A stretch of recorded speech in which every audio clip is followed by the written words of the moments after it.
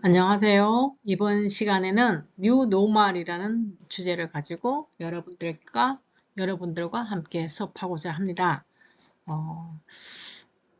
새로운 어떤 IT에서의 어떤 New Normal을 지금 현재 사회에서 얘기하고 있는 부분이 어떤 내용인가를 한번 짚어보도록 하겠습니다.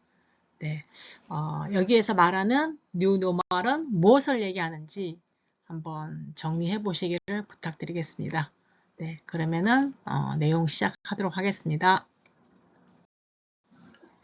New Normal에서 담고 있는 이번 영상에서는 디지털 경제 새로운 국면으로 라는 내용과 그리고 소프트웨어에 대한 내용, 플랫폼에 대한 내용, 데이터에 대한 내용을 가지고 여러분들에게 소개하고자 합니다.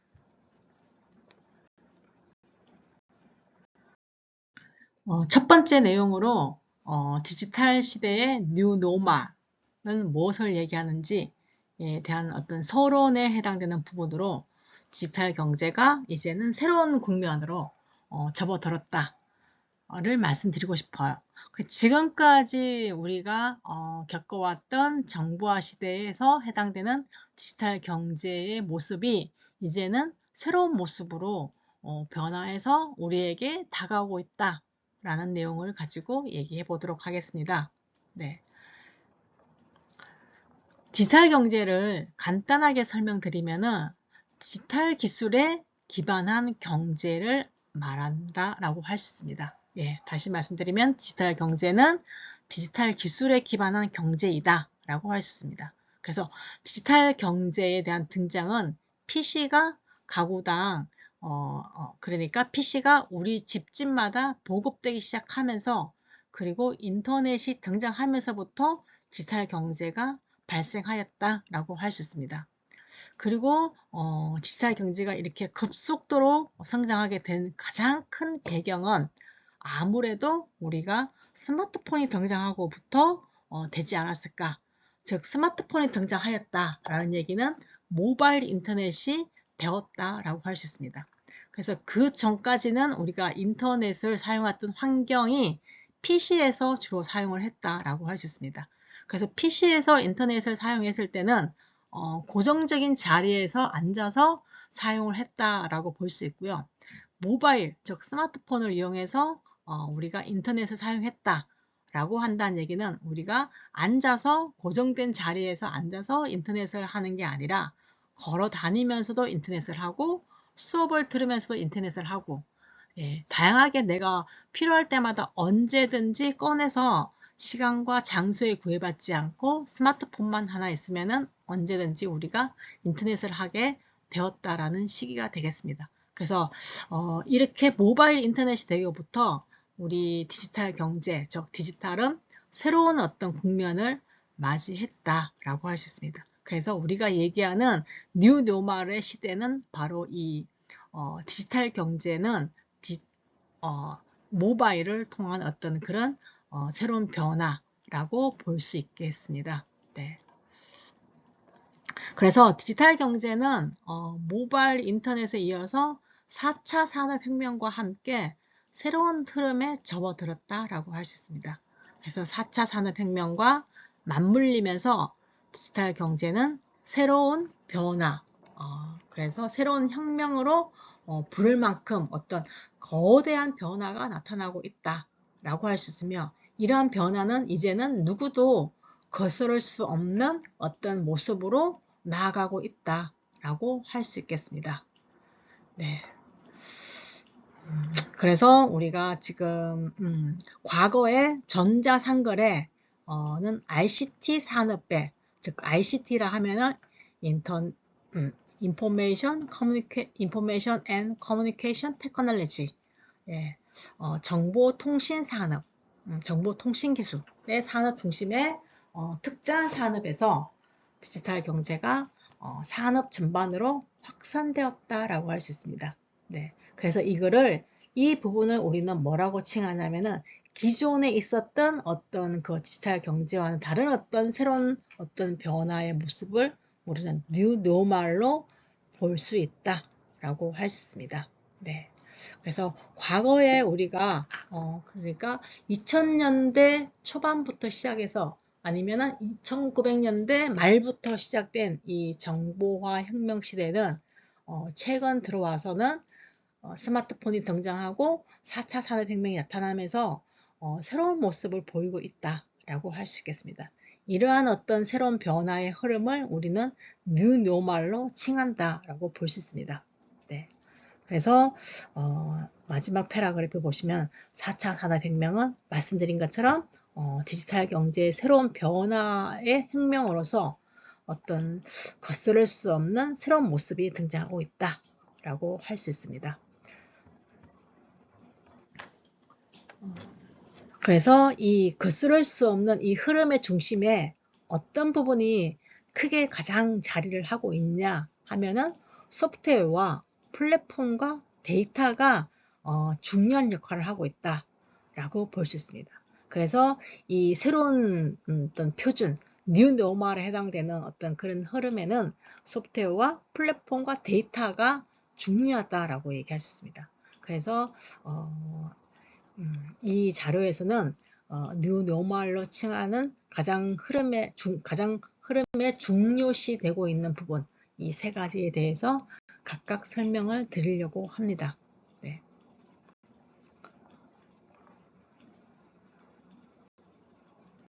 디지털 시대의 뉴 노멀의 첫 번째 내용으로 소프트웨어에 대한 내용을 설명드리도록 하겠습니다.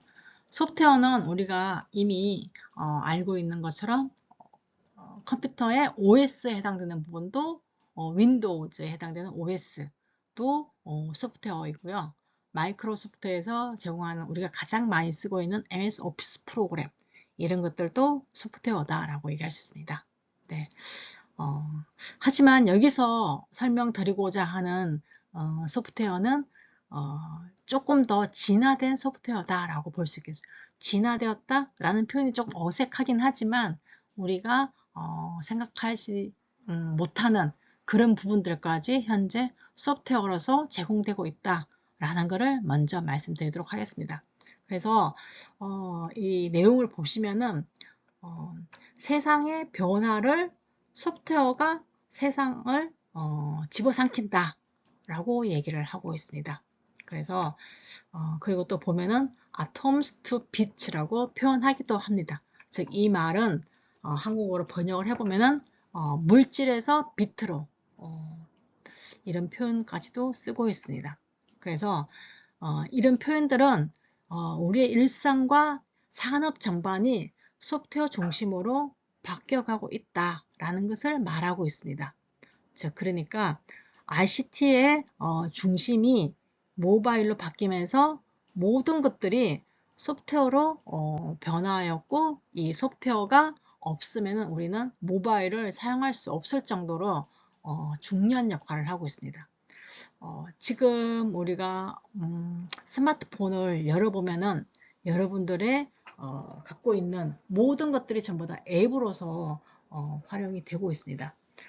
심지어 여러분들이 보고 있는 뭐 거울이라든지 그죠? 메모라든지 아니면은 연필 필기 도구라든지 아니면은 지도 그리고 여러분들이 많이 쓰고 있는 뭐 어떤 SNS라든지 이런 것들이 결국은 다 뭘로 만들어져 있나요? 결국은 소프트웨어로 다 만들어져 있다라고 할 수 있습니다. 그래서 모바일 시대에서 이 소프트웨어를 간과하면 안 된다라고 얘기할 수 있습니다. 그래서 이미 어쨌든 우리의 모든 것들은 이렇게 컴퓨터에서든 아니면은 스마트폰에서든 모든 것들이 전부 다 소프트웨어로서 우리에게 서비스되고 있다라고 할 수 있습니다.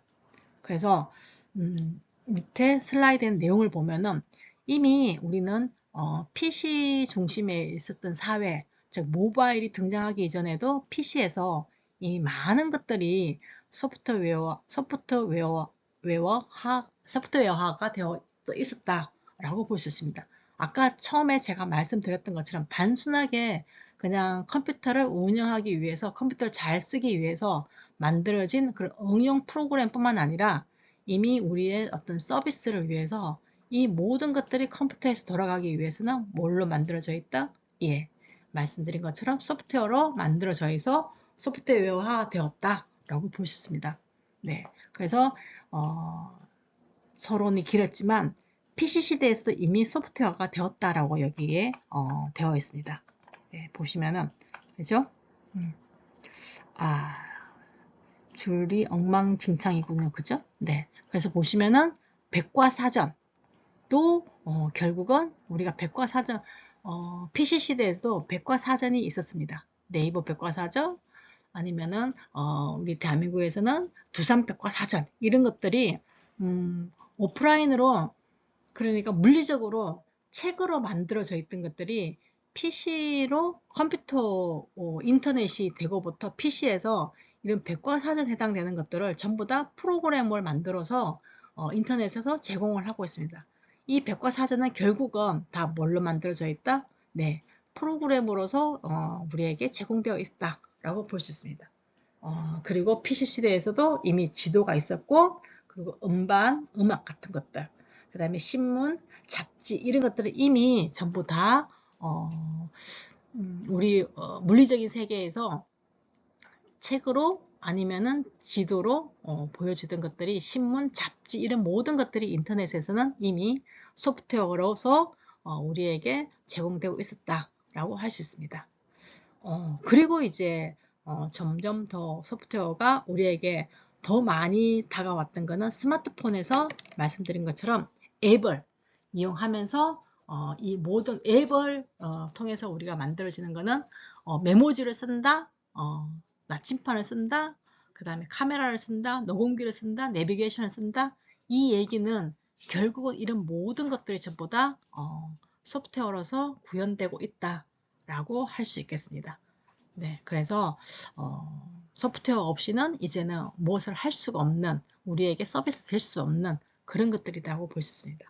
그리고 또 보시면은 소매 유통, 은행 같은 경우에도 이 모든 것들이 모바일 커머스, 핀테크 이런 것들조차도 결국은 소프트웨어로서 구현돼서 우리에게 서비스되고 있다라는 걸 알 수 있습니다. 네. 그 다음에 방송 또한 마찬가지입니다. 네. 기존의 방송들이 전부 다 공중파 방송들이 전부 다 소프트웨어화로서 변해서 우리에게 제공되고 있습니다. 그래서 넷플릭스 같은 경우에도 OTT 서비스를 제공하고 있습니다. 이런 것들도 결국은 전부 다 우리가 소프트웨어에서 변화해서 우리에게 제공되고 있다라는 것을 알 수 있습니다. 네. 그 다음에 뭐 오토 서비스, 온디맨드, 그다음에 공유경제 이런 것처럼 모바일 기반의 어떤 플랫폼 서비스 또한 이런 모든 것들이 소프트웨어로서 우리에게 제공되고 있다. 네, 할 수 있습니다. 네. 그 다음에 IoT, VR, 3D, 3D 프린터, 자율주행차, 드론. 물론 드론 같은 경우에도 어떤 물체가 외형적으로 어떤 컴퓨터처럼 이렇게 외형화가 물질적인 걸로 되어 있습니다. 하지만 드론을 움직이고 하는 것들은 그 안에 숨어 있는 소프트웨어의 어떤 그 힘으로서 움직이고 있다라고 할 수 있습니다. 그래서 모든 어떤 물리적인 것들은 어떤 소프트웨어가 구현되지 않으면 움직일 수 없다라고 할 수 있습니다. 그래서 자율주행차 마찬가지예요. 자율주행차도 역시나 IoT 센스를 가지고 있으면서 IoT 센서는 반도체에서 우리가 프로그래머로서 저장이 되어서 우리에게 서비스되고 있다라고 할 수 있습니다. 그래서 이 모든 것들은 결국은 뭐냐? 결국은 소프트웨어로서 구현돼서 우리에게 서비스되고 있다라고 할 수 있습니다. 네. 그래서 마지막 이 슬라이드의 마지막 줄에 보시면 뭐라고 되어 있냐면은 인터넷에 연결되는 모든 것이 스마트해지고 있습니다. 하지만 그 이면에는 뭐가 자리를 하고 있다? 소프트웨어가 그 자리를 매김하고 있다라고 할 수 있습니다. 그래서 이 모든 것들이 결국은 어쨌든 소프트웨어가 이 세상을 집어삼키고 있다. 그래서 소프트웨어로서 표현되지 않는 것들이 지금 현재 거의 없다라고 볼 수 있어요. 예, 우리가 신발, 그죠? 이것도 역시나 우리가 3D 프린트로 신발을 만들어낼 수도 있고, 심지어 집도 3D 프린터로 프로그램을 해서 만들어낼 수 있습니다. 그러니까 현재는 거의 모든 것들이 소프트웨어라서 변화할 수 있다라는 걸로 이해를 하시면 되겠습니다.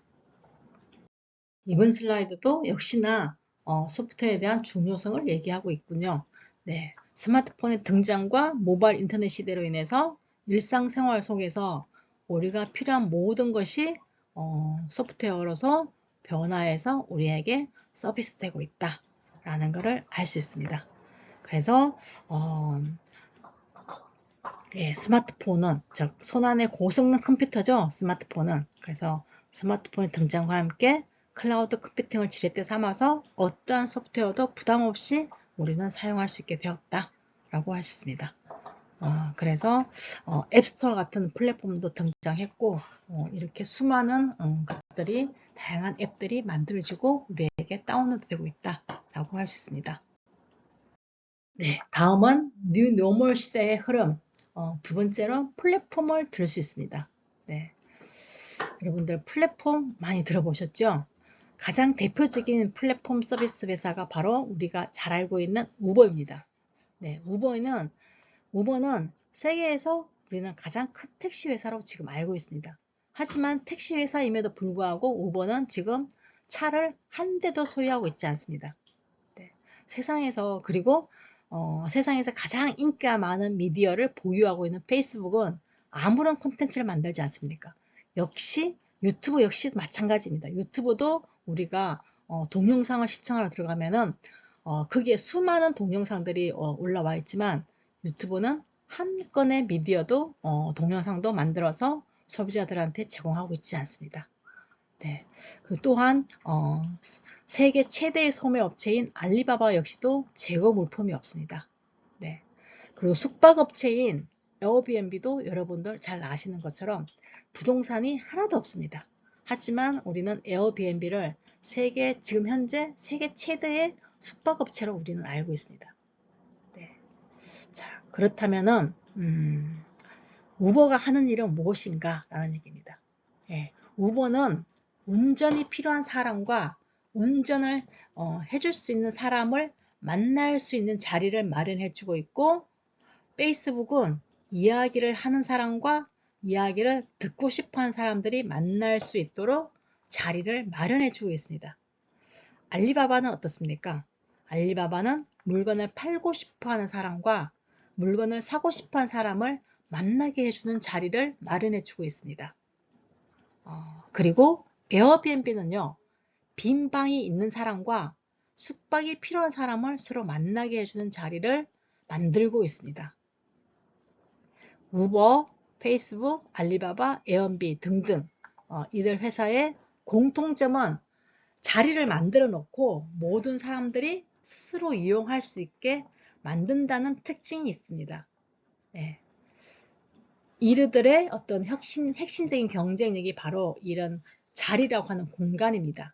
이런 곳에서 소비자들과 공급자를 서로 만나게 해주는 그러한 어떤 모습이 바로 우리는 플랫폼 기반이다라고 얘기합니다. 그래서 대표적인 플랫폼 기반의 비즈니스 모델을 하고 있는 회사가 우버, 그리고 앱스토어 같은 것들, 그죠? 애플의 앱스토어, 에어비앤비, 알리바바 이런 회사들이 있다라고 할 수 있습니다. 네.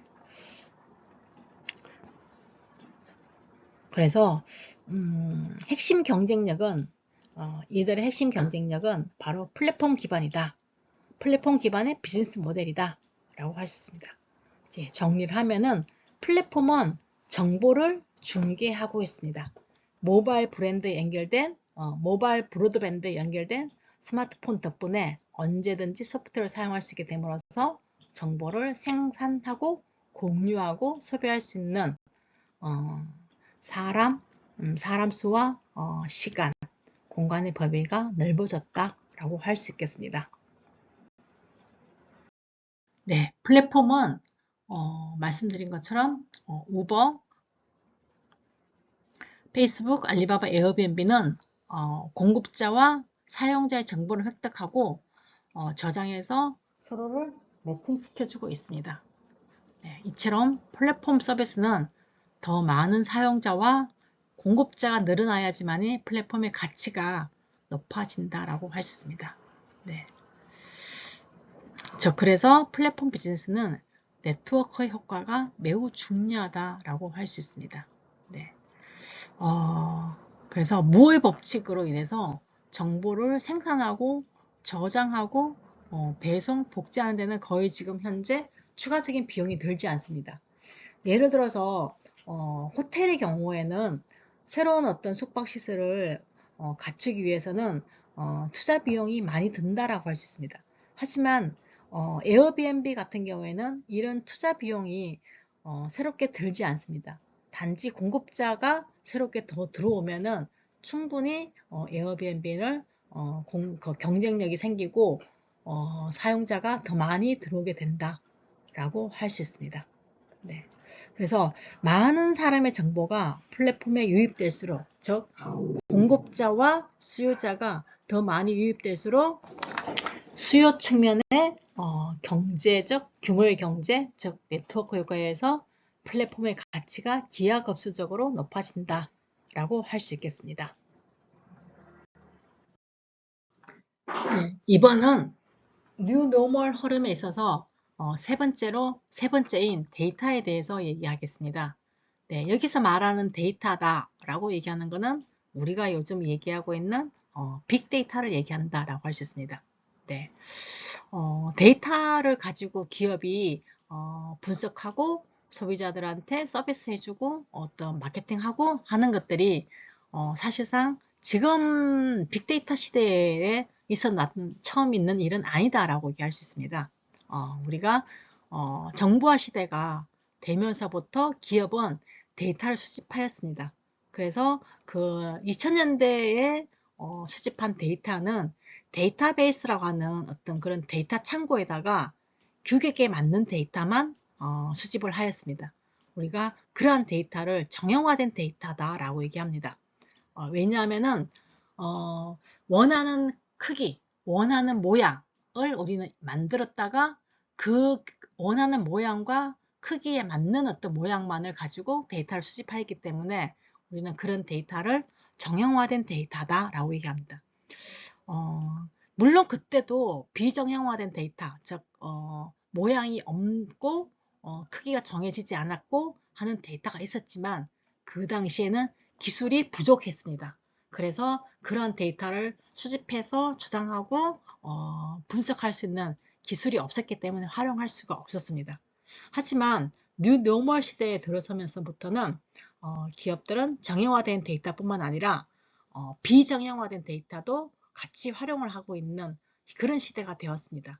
그래서 아무래도 기업이 데이터를 활용하는 데 있어서 정형화된 데이터뿐만 아니라 비정형화된 데이터를 활용함으로 인해서 가치가 훨씬 더 많아졌다라고 얘기할 수 있습니다. 그래서 지금 이렇게 우리 기업들은 비정형화된 데이터, 정형화된 데이터 구분하지 않고 빅데이터로서 포함을 해서 많은 것들을 지금 활용하고 있습니다. 그래서 빅데이터 시대가 되면서 그 전에 발전하지 못했던 인공지능 자체가 또 한 번 발전하게 되는 계기가 되었습니다. 그래서 빅데이터 시대에 들어와서 인공지능도 다시 활성화되었고 그렇게 해서 빅데이터와 인공지능이 서로 상호관계를 잘 유지하면서 우리는 지금 전에 없던 초기의 정보화 시대보다는 훨씬 더 많은 그러한 발전을 이루어가고 있다라고 할 수 있습니다. 그래서 최근 들어와 가지고는 가트너가 이런 빅데이터를 빗대어서 데이터는 더 새로운 오일이다 라고 표현을 하고 있습니다. 우리가 석유를 이용해서 만들어내는 어떤 그런 것들이 굉장히 많은 것들이 있습니다.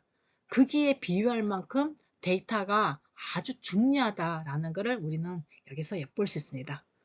그래서 여러분들께서도 꼭 기억하시기 바랍니다. 데이터는 기업에 있어서 아주 중요한 오일과도 맞바꿀 수 있는 어떤 그런 자원이다 라고 할 수 있습니다. 그래서 기업의 자원들은 인적 자원, 그 다음에 물적 자원, 그 다음에 재화 이런 것들이 많이 있지만 요즘은 데이터도 기업의 자원으로서 활용을 하고 있고요. 이런 부분들이 지금 점점 더 중요해지고 있다라고 할 수 있습니다. 네. 그래서 지금 데이터라고 하는 자원을 가장 잘 이용하는 회사들이, 보시면 우리가, 뭐, 애플이라든지, 아마존이라든지, 넷플릭스라든지, 이런 페이스북이라든지, 이런 회사들 있죠. 그런 회사들은, 이미 답안지를 가지고 시험을 보는 학생들과 똑같다라는 표현까지도 표현을 스스럼없이 사용을 하고 있습니다. 그래서 이만큼 데이터는 지금 현재 기업에서 가장 필요로 하는 가장 필요로 하는 어떤 자원이다 라고 얘기할 수 있고, 그러한 자원을 잘 활용한 기업들만이 성공할 수 있다 라고 얘기를 할 수 있습니다. 네. 그래서 이 슬라이드 내용의 중간쯤에 보시면은 딥러닝의 이론적 배경은 1980년대까지 이미 충분히 연구되었지만 구현을 위한 컴퓨팅 환경과 데이터가 부족하였다라고 되어 있죠. 여기서 말한 이 딥러닝은 인공지능 기술을 얘기합니다. 네. 그래서 1980년대 인공지능 기술이 성장을 하였지만 이게 활성화가 되지 못했습니다. 그 이유가 바로 뭐냐면은 이유 중에 하나가 데이터가 부족했기 때문입니다. 그런데 우리가 2000년이 지나고 지금 현재 최근에 몇 년 동안 빅데이터 시대가 되면서 다시 인공지능은 활성화되었다라고 할 수 있습니다. 네. 그래서 지금 현재 뉴 노멀이다 라고 우리는 서슴없이 표현을 하고 있고요. 그리고 그 뉴 노멀의 중심이 되는 세 가지 축을 말하라고 얘기하면은 우리는 소프트웨어, 그 다음에 플랫폼, 그리고 데이터, 즉 빅데이터를 얘기할 수 있겠습니다. 네. 그래서 현재 디지털 경제의 화두는 디지털라이제이션, 그리고 아니면 디지털 트랜스포메이션을 얘기를 하고 있습니다. 네. 디지털 시대, 디지털 경제라고 하면 이미 20년 전에 이미 정보화 시대가 일어나면서 있어 왔던 그런 오래된 이야기인 것 같지만 지금은 손에 잡히지 않는 것이 거의 생산하지 않는 구글, 페이스북, 아마존, 알리바바 같은 기업들이 요즘은 저성장 시기에 꾸준한 주가를 올리면서 세계 최대의 기업군을 형성하고 있고 디지털 경제의 위력은 점점 더 커지는 모습을 보여주고 있습니다. 네. 그래서 심지어는 창업하지도 않은 얼마 되지 않은 우버, 그죠? 우버는 택시 회사라고 얘기했습니다. 이런 우버 같은 기업이 아주 오랫동안 옛날부터 있어왔던 GM, 포드 이런 어떤 시장의 가치들을 웃도는 시대가 되었다라고 할 수 있습니다. 네. 그래서 오른쪽 그림에서 보시는 것처럼 우버의 어떤 그 기업에 대한 가치는 GM, 포드, FCA 이런 걸 다 합쳐도 더 많은 어떤 그런 것들을 우리는 예상할 수 있습니다. 그만큼 디지털을 통해서 디지털라이제이션, 디지털 트랜스포메이션을 이어가는 기업들이 세계 경제를 주름잡고 있다라고 할 수 있겠습니다. 그래서 이렇게 새롭게 떠오르는 어떤 정보화 사회, 정보화의 흐름에 대해서 여러분들은 다시 한번 기억을 하시기 바랍니다. 네, 이상으로 이번 시간에는 뉴 노멀에 대한 얘기를 하였습니다. 네, 어떤 의미가 있는지 여러분들 한번 생각해 보셨으면 좋겠습니다. 네, 수업 들으시느라고 고생하셨습니다.